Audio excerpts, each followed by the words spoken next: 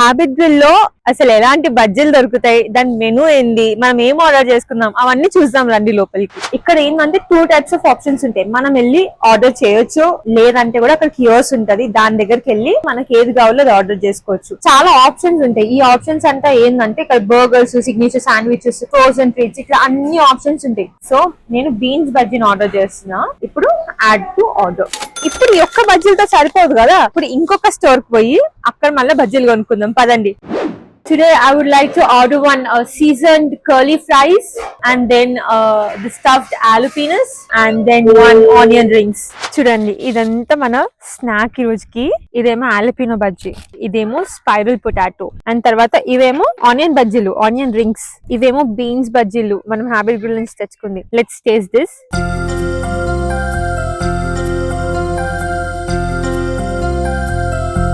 This is very nice.